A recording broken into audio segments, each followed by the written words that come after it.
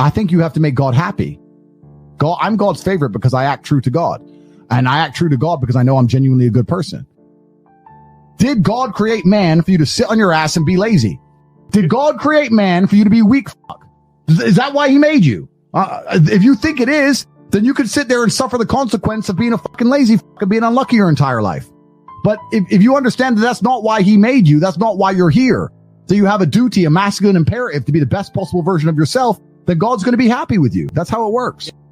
So I'm God's favorite because I act in a way that God looks at me and he's proud of me.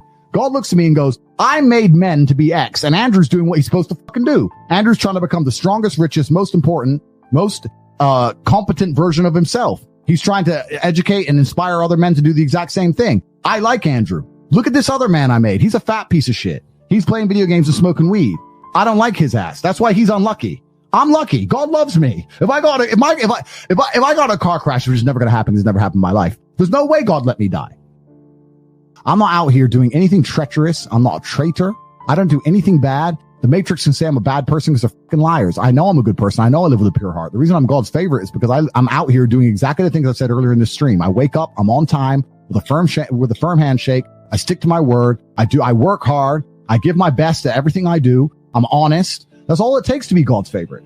And if you're truly those things, you're not out here trying to do some quick buck fucking snake some bullshit. I'm telling you, all the men out here who fucking their friend's ex behind his back when they break up and he goes, it's fine. He didn't find out and she didn't tell him. God knew. So no, it wasn't fine. You're acting in a way which is disingenuous. That shit bites you in the end.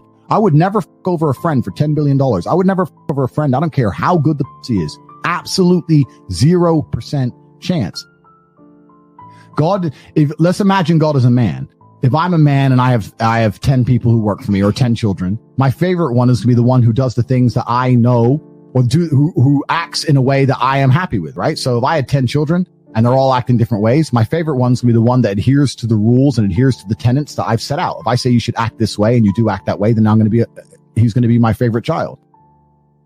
I sit here and look at every decision I make and I genuinely sit and think I am being analyzed and I'm being watched by another power. Is this going to benefit me in the long run? That's why I don't do bad shit. I just don't do bad shit to people who I love and care about. The most disgusting thing, the thing that God is most unhappy with is treachery. Because treachery, the reason it is so frowned upon in the Bible and the Quran throughout all of history, traitors were hated the most and had the most heinous and disgusting punishments is because treachery can't be stopped. I'm a big, dangerous man. If I see my enemy on the street, I'm going to know what's going to happen. I'm going to be ready for it. If Waller decides to sideswipe me, I'm f***ed. And that's so important, man. The number of times, let's lower it to a less deep conversation. Let's take some basic shit. Bitches, right? The number of times a girl's got rude to me. And I sat there and goes, she's being rude to me. I could put up with this shit, or I could snake around it. You know what? Goodbye. The way I view God is slightly different than a lot of people perhaps think of God. I don't see it's not a matter of reading the book and thinking there's a guy in the sky who's watching over you. I think that you can see God as an idea. Jordan Peterson's trying to tell his followers to believe in God because he likes the idea of the collective consciousness behaving in a certain manner. And I think that when that happens, God within itself exists.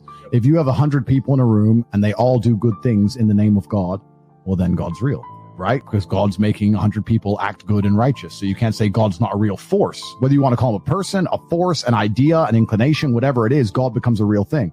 I know that if you act in a certain way, if you act in a godly way, the world is a better place. And by extension, God must exist. If you act in an evil way, then the devil must exist. Like you said, all the demonic, dangerous things they're doing in the world today, does that mean there's a man underneath the ground covered in fire who's making them do it? Or does that mean that their collective consciousness pointed in a negative direction makes the idea of the devil itself a real thing?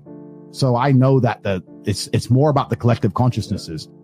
You know what I'm saying? It's about having all the people in the world looking in themselves in the mirror and saying, that's ungodly. I will not act that way.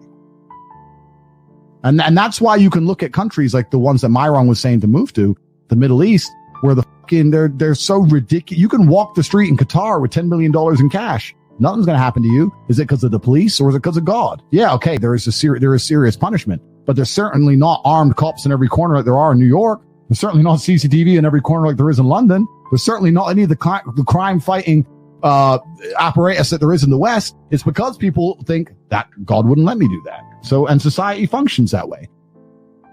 So yeah, I absolutely and utterly believe in God as an idea as a whole. And I think that's the most important thing. And I used to be an atheist, yes, but I feel kind of uncomfortable around atheists. And also another thing about atheism that certainly put me off it is all the people who champion it.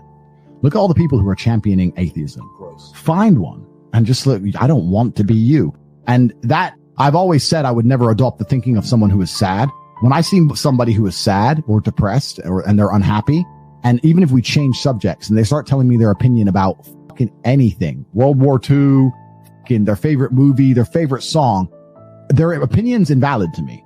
You're unhappy and I'm happy. So I don't want to think very much like you at all. I don't really want to adopt any of your thinking. Like you're saying, you've just told me you're depressed and unhappy and sad. Like most of my haters on YouTube will literally openly talk about the antidepressants they're on and their depression and then come along and say he's a bad person. I'm a better person than him. I don't want to be like you people.